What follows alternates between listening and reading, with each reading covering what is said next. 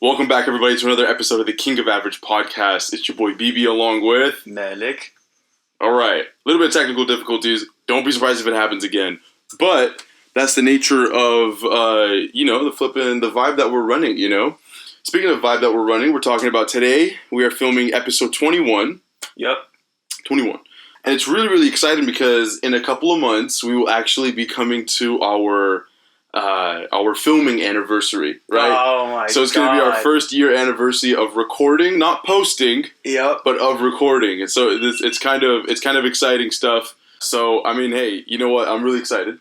So we're not gonna celebrate the anniversary vibe too early, but nonetheless, I was just thinking about it. And it's kind of sick. Yeah, bro. I can't wait to celebrate it with like the 4 people that watch this. We have 4 viewers. I'm one of them. You're the second one. I don't watch our videos because I take hours to edit it. I've seen it 1,000 times. Yeah, what do you want me to listen to? I've heard everything you've said. Sorry. 8 times. Yeah, dude. Well, so what are we talking about today? There's nothing special about the bucket hat, but it's a special bucket hat for sure. Today's topic is a very interesting one. I'm excited for today's topic. I think you like the subject as well. I love it. And it was kind of like almost like not necessarily an epiphany per se, but it was something that I kind of realized about like a week ago, 2 weeks ago. It was something that kind of occurred to me that I was like, wow, you know what? Let me expand on this, this thought a little bit. And then it kind of like began to carry some weight. And then I introduced it as a topic to you and Adam, and you guys had a lot to share about it. So I was like, oh, wow, this seems like it's kind of real. And that topic or that idea is the currency of respect, right? Yeah. And for men especially, we work with the currency of respect. Respect isn't necessarily just, something that, per se we expect or, that we think we just deserve it all the time. No, respect is something that we give in our own way, and we appreciate when it's reciprocated back to us, To certain people in your life, you expect it, actually. You expect that respect back. That's an excellent point. Yeah. If you're around a stranger, you're like, if you respect me, I don't care. Mm-hmm. But to like, say, your parents or someone significant in your life, your boys, or there has to be that. It's automatic. You know what's funny is even with like a stranger, if you think about it, most people, it's like, dude, I'm going to treat everybody with respect, but it's until they don't reciprocate that respect back to me is when I'm going to start treating them less or treating them differently. Yeah, I always like to say that there's like a borderline. Mm-hmm. You know what I'm saying? There's like some sort of like line of respect that you give every person. And then from there, depending on their actions and conversations and compatibility and so on, that line either keeps on going higher and higher or just keeps on dropping until it just diminishes. It's almost like the idea of innocent until proven guilty. Yep. Right? I'm going to respect you until you give me a reason not to, And for some people like Joed, it happens very quickly. But anyway, so the idea that respect is a currency for men, right? I should probably pass this back to you. Men speak in the language of respect. It's very interesting because, it's kind of like an expectation for men to provide, to give without without being reciprocated anything, right? There's a lot of things in life where a lot of situations in life, or just a lot of things in general, where we have to give. We pay for things, right? There's a monetary value that we have to sacrifice. And so in a sense, you got to look at it in a way where you're not necessarily being like, how do I repay this guy for what he's paid for? But rather, you figure out, how can I give him the respect that he deserves? Because when you do, that is how he will feel repaid. And that's what's going to give him the motivation to be like, you know what, this person deserves to be given something. And I'm going to make sure that I'm working as hard as I can to constantly give them something, to constantly put them in a position of safety, security, well-fed, well-clothed. I'm constantly going to take them out on nice dinners and dates and I'm like it's you don't necessarily, as a man, you don't sit there and you go, all right, so the gas was this much, it was a cool date and stuff, but like, dinner was this much, the gas is this much. You're not gonna expect to ask your wife for that stuff, But what a man should expect in return is a degree of respect to make his sacrifice valid. So one analogy that I think about is you've been to the supermarket and No. and you've been to the supermarket where like there's like that one machine, right? A little ride that little kids ride. You put in like a quarter or 50 cents. And then eventually they sit, you know what I'm talking about, right? And it just goes back and forth. It just, think about it like that. Respect is that machine, right? In order for it to continue to work, there needs to be some sort of input to it. In this case, not monetarily, but regarding respect. For a man, we work the same way. Just in order for that machine to continue to keep on moving and going back and forth, for the person to enjoy, right? That person needs to input that respect. And the more that you do, the longer it's going to keep on going and going and going and going. Because look, the second you stop, it's going to keep on going. But it's only going to keep on going for like a small amount of time. And then eventually it's just going to stop and it won't move anymore. I thought you were going to make like an inappropriate joke. No, this is completely serious. Should we tell the inappropriate joke anyways? Dude, send it, bro. I don't care. I was thinking like, when a man pays, expecting a ride. But anyways, but what's it called? So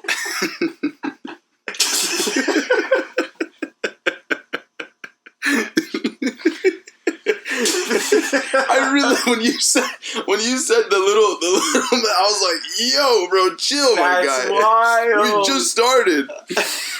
It's hilarious. It's already been flipping 11 minutes. Anyways, so it made me come up with this idea about how it's kind of like a saying or like a phrase that I thought of.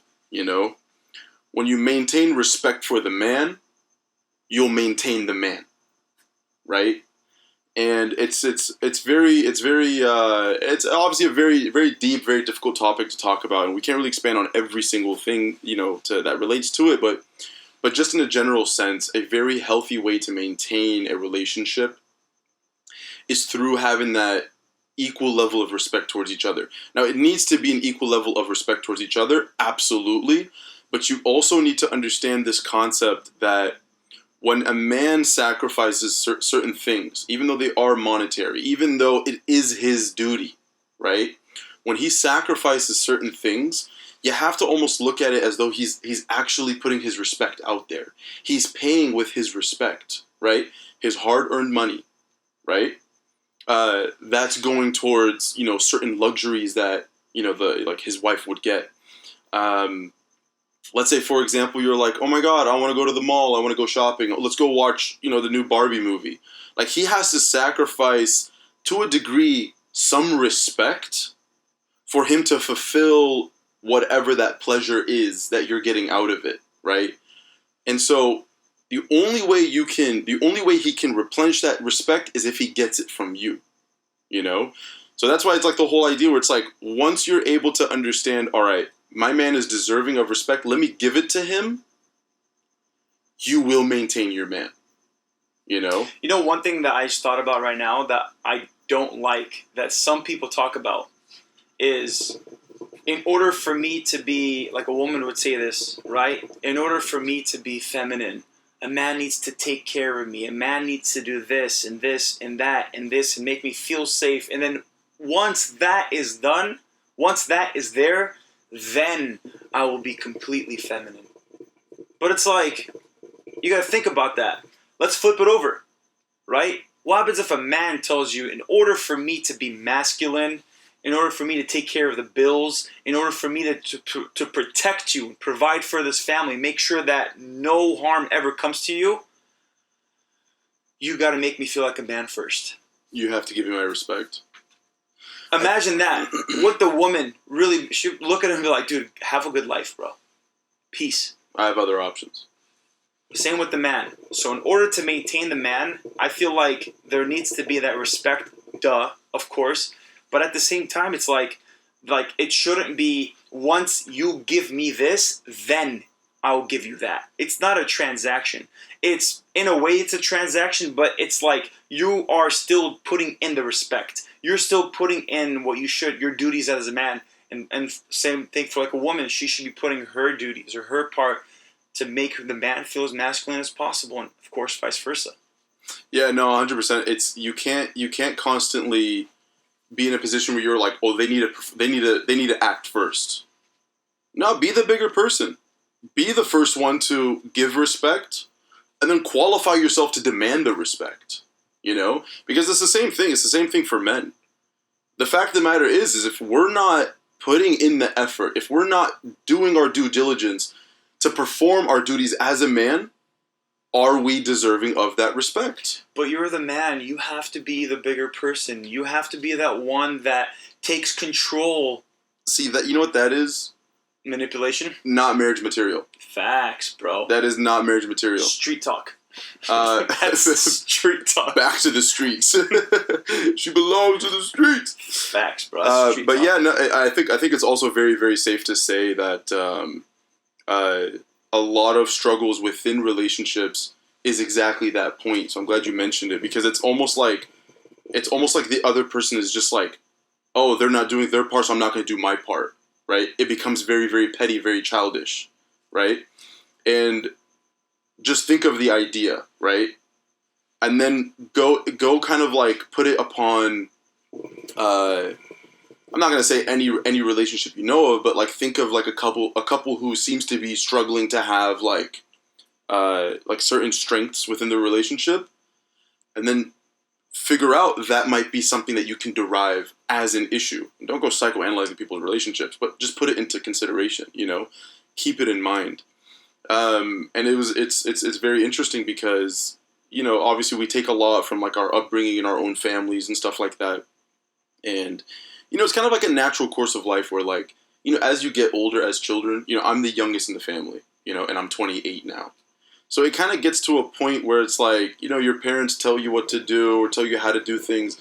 And you kind of, you know, when you're young, it's like, you know, you follow because they're your guides. And then after a while, you kind of just like, you grow to a certain point where you're just like, I don't do this that way anymore. You know what I mean?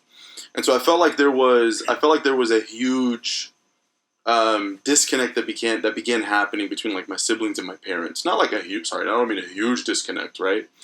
But it was kind of just one of those things where naturally we just grow our separate ways. And one of the things I started noticing about like 2.5, 3 years ago is like, I started noticing, I was like, man, I don't like, I feel like my dad is not getting, you know, the respect he feels like he deserves as a man who raised 4 children. Now, what action did you see from your dad that made you notice that? That's a great question. I feel like to answer that, it's going to get a little bit too personal. Well, it could be just a very quick. I don't know. Him being distant, or him, you could see like his body language. Right, it doesn't have to right. be specific. Oh, it was on July of 2004. No. Right. No. But no, I to be honest with you, yeah, the distant part is definitely a part of it. I don't know what else to pinpoint. Go on. But either way, moving on from it, it was something that I recognized, and I was like, you know what? Knowing myself, right? I'm not a man who's lived 60 plus years. I'm not a man who's raised 4 children. You know what I mean? I haven't gone through what he's gone through. But I know as a man, I want respect. No matter what happens to me in my life, whether I'm up here, down here, no matter the case, to get the best out of me, I want respect. And so it was something that I started shifting my perspective, and then also shifting the way I started to treat my father. So I started to put his respect above everybody else's. Not like I had it below anybody's, but like still, I started to like overdo it almost, to where I would go out of my way to give him that respect. You started to focus on it. 100%. Started to focus on it. You made it a priority. Yeah. And believe it or not, the way it shifted his demeanor, right? How he is inside the household, right? How he was specifically to me, but then also to everybody else, right? And so it was one of those things where it's very interesting because, like, culturally, whenever you're the youngest, a lot of people say, oh, you're the most spoiled, you're the most loved, you get everything, blah, blah, blah, blah, blah, blah, blah. The only thing I got was hand-me-downs and beat-downs, all right? Is that where you got the hat from? It was beat-downs and hand-me-downs. This was basically a hand-me-down. It was from a thrift store, so yes. But it didn't come from my older brother. But yeah, so it's kind of like, when you're the youngest, it's always kind of, your respect is placed lower than everybody else's because you have to respect your elders. You know what I'm saying? And so it was kind of one of those things where it's like, as the parents, they're like, we got to take care of 1, 2, 3, 4. You know what I mean? Like after like 1 and 2, it's kind of like, all right, we're tired. You know what I mean? Like we can't do everything. They start messing up the names. Straight up. Hey, Mustafa. Yeah, so it's funny because we look like each other too, so they definitely mix those up. But yeah, it was one of those things where I started to notice that the way my dad started treating me, the way my dad put me in his eyes, was definitely at a new level that I've never seen before. Ain't that crazy? That as complicated as human beings as we are, with men, if you really want to make a man happy, focus on the person's respect. Yeah. Just treat the man with a certain kind of respect that he notices that you're putting an effort, and he may not say anything, but just that respect and that love that he automatically gained for you is just amazing. It's unspoken, man. And that's why it is transactional. It is like a currency. So with that being said, right, what's your thoughts of that whole thing? Because I've heard it from many different people. The concept of unconditional love. Do you believe in unconditional love? I don't, if you're talking from like a perspective of like this person's my soulmate and they were created from my rib and God has chosen this person for me, so thus I'm stuck with them, unconditional love? Absolutely not. Absolutely not. 100% I believe when a person meets certain conditions, then I can qualify them to give them unconditional love. But they have to meet those conditions. Correct. So unconditional love is only met once you meet the conditions. Yeah. Once you go through the conditions, just to like basically rephrase what you just said. Mm-hmm. So that's so important because so many people like are under that false like mindset of love is soulmate. Oh. Love is unconditional. I'm going to love my man or I'm going to love my woman unconditionally. That's false. Because guess what? If that man stops paying the bills, if that man starts to mess up, eventually a divorce is going to happen. Mm-hmm. It may not happen the next day, but if he continues those certain actions, just like any other person, it becomes toxic, and then you got to try towards it, you got to try, and then eventually you're like, you know what, you're not willing to change and so on. So if it's unconditional, if it's truly unconditional, you're going to take that person for the good and the worst. And you're going to ride it out until the end. And you won't I wouldn't say you won't complain about it. You won't give up. But you won't give up. Yeah, that's why I think it's important that the person has conditions. And then I feel like, to cut you off, my bad. Thanks. But, I'm sorry. But I feel like with that, a lot of people who have that mindset of genuine, unconditional love are like those khaltos or those ammos later on in the future that, like, you ask them, like, yo, what's up with, like, what's your advice on marriage?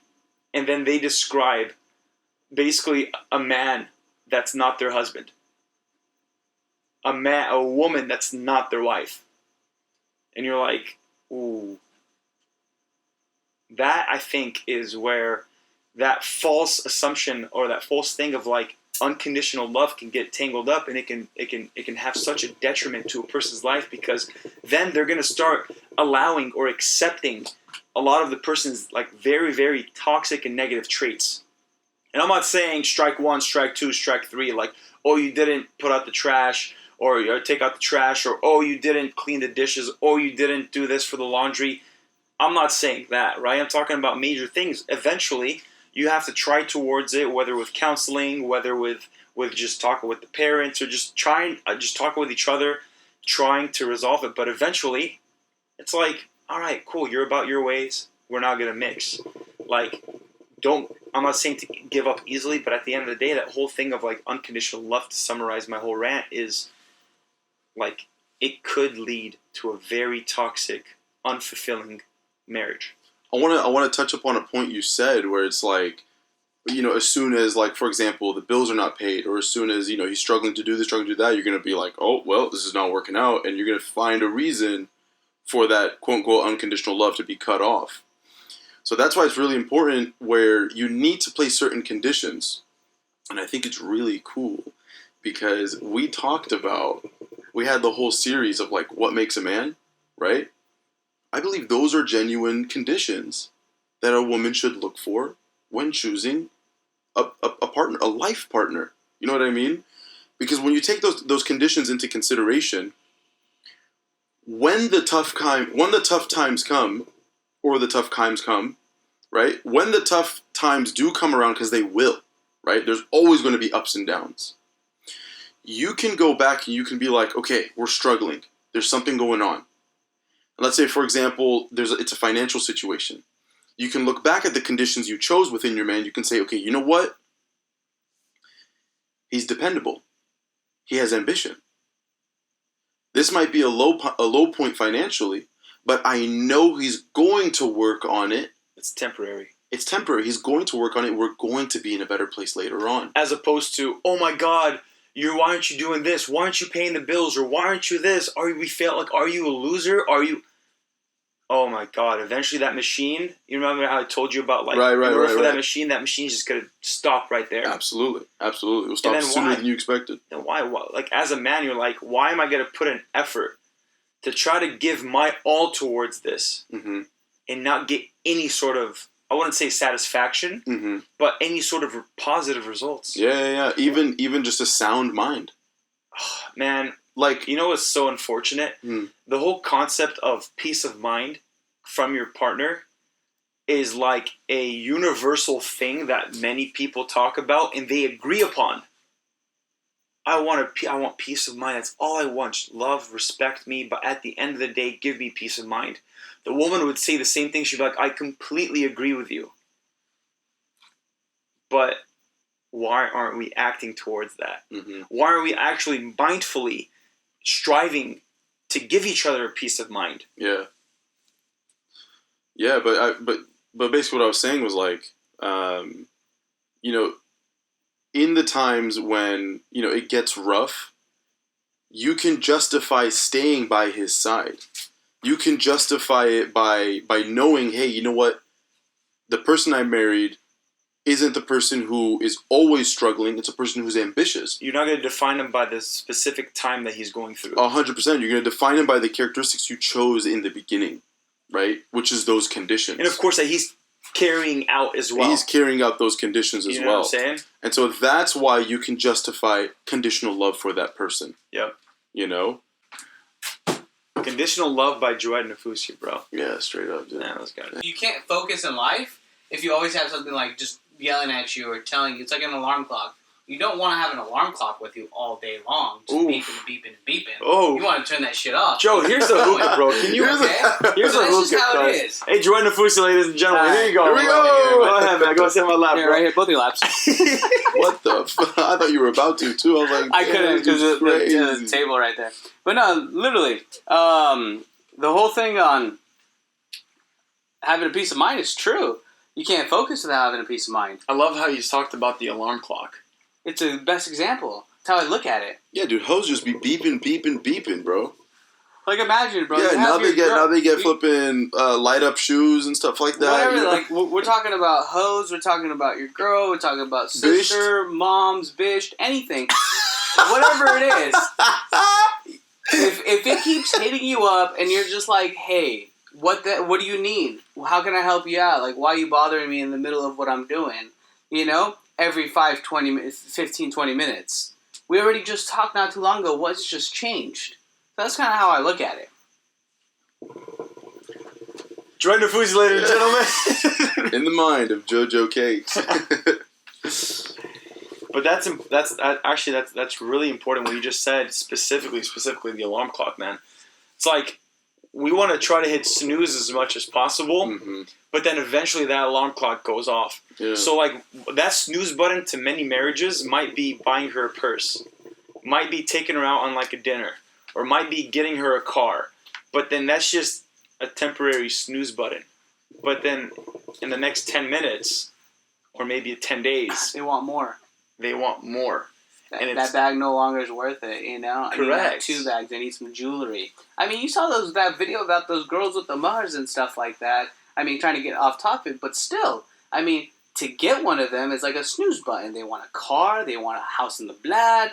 50K is the minimum. Like, I mean, who are we? I'm not that type of person to give up. I want 50K for Meher, snooze button.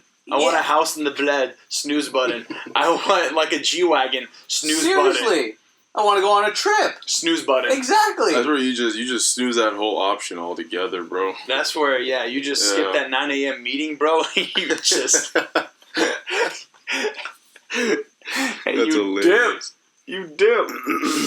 But yeah, it's what's really nice, especially as a man, is when you do get that respect, you really do have that feeling of, like this person really deserves to be given stuff. You know what I mean? Like once you give that man his respect, he's gonna reciprocate with everything else. Oh man, it becomes pleasurable to get you that bag that you really wanted. There's nothing more than saying like, dude, I want to spoil my wife, dude. Yes. I want to flip and take her on hella vacations. I want to buy her a nice car. Yep. You know? But the thing is, it's like, if you're doing all of that, either just to shut her up, or you're doing that because you're still trying to earn her love, oh, get out, dude. It's pay to play, bro. Get out. That's not my game, Another dude. thing that I want to bring up is specifically with like our situations in general that we're seeing with the whole like, you know, that 50K meher, like that TikTok video, right? Yeah. What's going on is that a lot of these women are going to be using the whole analogy of the shopping cart religion, right? So when you're at the supermarket, you got your shopping cart. The supermarket's going to provide you with everything, but you only need a specific amount of things. So you're only going to grab a couple chips. You're going to grab. So think about Islam as that supermarket. It's going to provide you with everything, right? They're only going to pick out the things that they want, and then going to leave out the stuff that they don't. Whatever fits their narrative, they're going to just keep on picking it and adding to the cart. And then use it against you. Mm-hmm. But guess what? There's more selections. Not for like the women, of course, but like that too. But like not only towards that, but then like there's like there's the rebuttals to that. In Islam, there's checks and balances. There's like there's everything is with ilm, with knowledge, right? So it's not like there's no one in the Quran is like you have to get her a G-Wagon. You have to. It's like even if you have to take care of your wife. You have to, in a way, spoil her as long as it's within a man's means. Meaning that if the man can only afford a certain amount of thing, then as long as he's able to provide for her within that, thank God he checked off that box as a man. But he's done his due diligence. But that's when they start getting greedy. That's when, as human beings, we always want more. It's like the whole story of like I believe I'm not sure if it was in the Quran or if it was like a hadith. So correct me if I'm wrong, right? But it's one of those things where it's like, you know, I give a man like a valley of just gold. The man's gonna want, like, oh my God, what happens if I got 2 valleys of gold? What if I got 3? Imagine I got 10. That's crazy. Instead of just getting that one, they'd be like, dude, alhamdulillah, thank God. I'm full in that way, right? I'm satisfied. Nah. Snooze. I want 2. I want this. I want that. Dude, that's interesting. That's all it is, so it just doesn't... Jawad's gone by that one, bro. I was just thinking like of a hadith where the last person to exit out of hell. Oh, yes. That story. Yeah. It just teaches us all as human beings that one thing is not enough. We always want more and more and more. That's a great story. That's a great Yeah. add-on to this. Yeah, very good. Yeah, I really hope the audio how? actually picked it up. Meaning that, like, remember I told you, like, the whole analogy is like, oh, we provide you with like one value of gold. As human beings, Yeah. we're like, we want 2, we want 3, we want 4, Right, we want 5. right. But We're then, not like, grateful. But exactly. Okay. But then it's like that last person that like that leaves hell, right? And he's just chilling, right? He's like, God, all I just really want is some shade, right? Put me under a tree with some shade. Then from there he gets it, and then from there he's like, God, if only I can get some water, for example. I might be going off. But then from there, after he gets the water, and then he gets to the gate, and then after the gate, then he wants to get inside, and then once he's inside, he's like, all right, cool. You get what I'm trying to say? At that moment, all he wanted was some shade. Mm-hmm. That's all he wanted. Yeah. But then once he got the shade, then he wanted something else. Yeah. And then they wanted something else, and we wanted something else. So as human beings, men or women, by all means, am I going to bring us all, right? Because at the end of the day, we both have that similar, need, right? Of like, we always want more. If we made $100,000 that year, we want to double it. We want to triple it. We want to make it better. If we get one property, we want 2. If we want one car, we want 2. If we get one wife, we want 2. Facts. You know what, dude? Just smoke, dude. That's your facts of the day right there. So I have a question. What does it cost to give respect? Absolutely nothing. Absolutely nothing. It costs your pride and ego. Not even that. No, it costs a G-Wagon, fam. No, it's so flipping interesting when people really do get petty, to the point where, it's funny is I connected it kind of like to because similar to the topic that you were saying, where it's like the other person's waiting for the other person to initiate respect for me to then give them respect. And like, dude, to a degree, you might be able to have that argument, whatever, right? But when you sit there and you're like, I just, you know what? I know I can do something. I know I can give respect right now, but I just don't want to, right? You have to recognize it's not going to cost you a dime. It's not going to cost you absolutely anything. Even if it does cost you your pride and ego, chances are the return on investment for the respect that you gave is going to be a lot higher than whatever you thought it was. And so it made me kind of like come to this conclusion where it's like, the reason why people don't initiate giving respect is because of almost like similar to like the fear of rejection. Because they don't want to be put in a position where it's like, I gave my respect to Malik, but he reciprocated none back. Yep. That's a painful experience. Yeah, because like that's just, you feel depleted. You felt like you've been used. And the worst thing of it all, besides feeling used, is you're like, I wasted my time. Yeah. And your pride and ego is just flipping shot. Boom. And the thing is, it's like, it's once again, you can have a logical argument for it, and you can say like, oh, well, that's a true feeling, and like blah blah blah blah. But at the same time, I think it's But do you have to act on every single feeling, right? If I'm angry and if I want to like rampage, do I have to? Is it it's my right to rampage? No, you're gonna be a sane human being, and you're gonna regulate your emotions, and you're gonna go about that. Dude, at your job, before you flip and make cold calls, or before you send out email blasts, or whatever. Do you wake up that day, you're like, I can't wait. Do you read the email and just go, I know this person's not gonna respond, and not try? No, you still have to put in that effort. You still have to give it a shot. True. True. And that's why it also needs to be important that there's a mutual level of respect.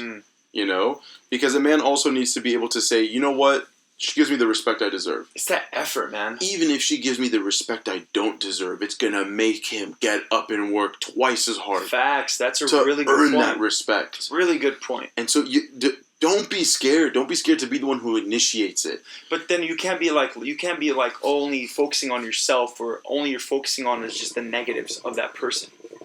Like, let's go chill, right? Like, put yourself in check. You can be like, all right, cool, this person did this and I didn't like it. But then this person's still doing positive, right? Don't overlook that because they messed up once. Right. Right? That speaks for men and women.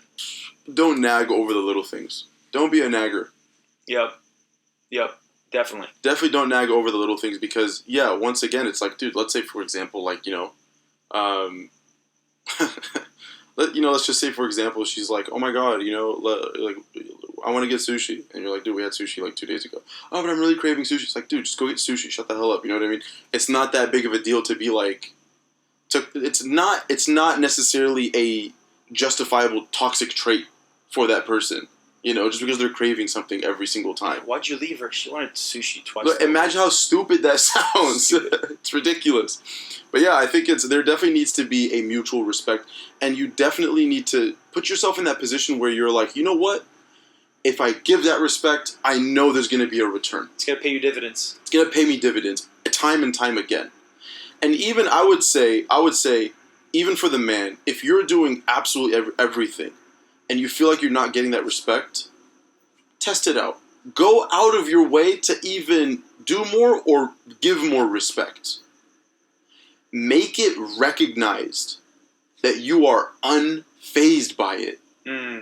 In order that they can then realize, I'm foolish. I'm being a child. Yeah. I'm being a child.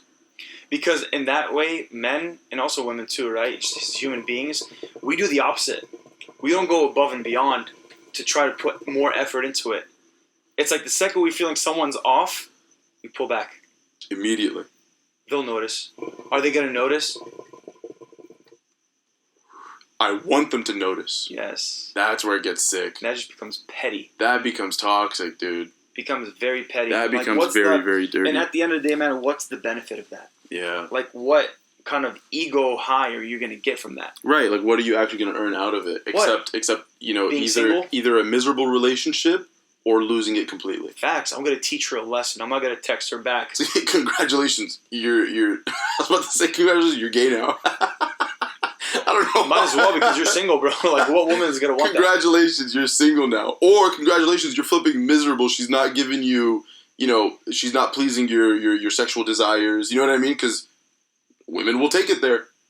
You know what I mean? They'll pull back from what they can control. Yep. You know what I'm saying? You're going to be miserable. Congratulations, you won an argument. Bruh. Which leads me to my final point that I want to mention personally. Let's do it. Don't let your insecurities get in the way.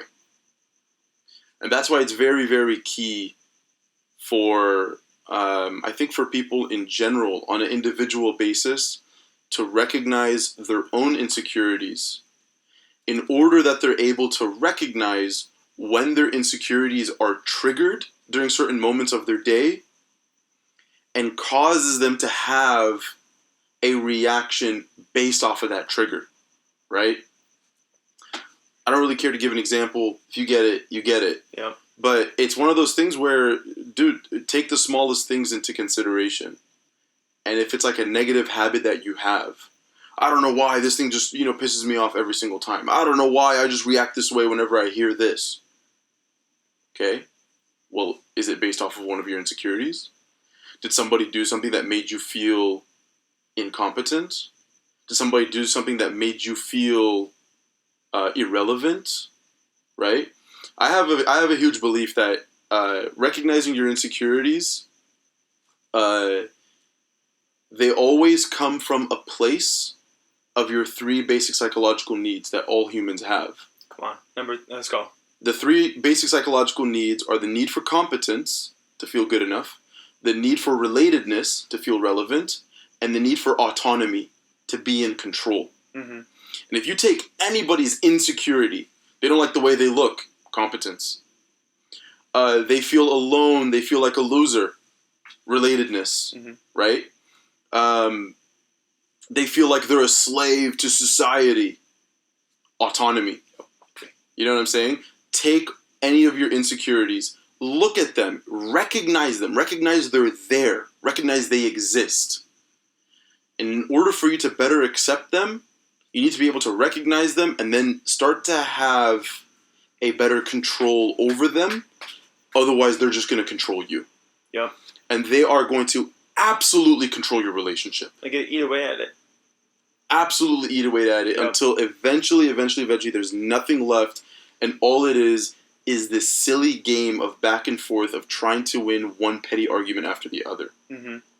And it is one of those things where your insecurities are going to get in the way of you giving more respect to your partner.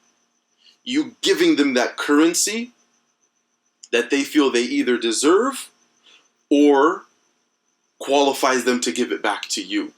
It's going to get in the way. So you got to figure out your insecurities. You got to figure out how to not let it stop you. Moral of the story, to summarize a lot of it up, is don't be stingy with your currency. Don't be stingy. Be as generous as you possibly can. Enough for it to make sense. Because eventually, that's gonna pay you dividends. Every single time that you invest your currency into this, just do it, man. It will give you a return. It'll give you a return long term. Yeah. So, are you cool with that? I'm cool with that, man. I'm cool, man. I'm vibing, dude. I think I got all the points out that I wanted to, like, all the hard-hitting points. Yeah. I love this topic, and I love this conversation. Yeah. And honestly, I think it's definitely something that we're going to expand on and, like, talk more about. It's great. You're getting relationship advice from two single men. Why are you laughing, Joe? I'm the third one for listening to it. From three single men. All right, guys. So this will wrap up everything. This is the King of Average podcast with your host, Melik. And Bibi. And your special guest. By the way, my name is Jawad Nafusi. Nice to meet all the fans. Cakes. Cakes. Absolutely. Let's go. This has been episode 21 of the King of Average podcast. 21. If you like what you hear, definitely hit us with a like. Definitely comment. Definitely send us a subscribe. Yep. And with that being said, we appreciate you staying till the end, and we hope to catch you on the next one. Peace.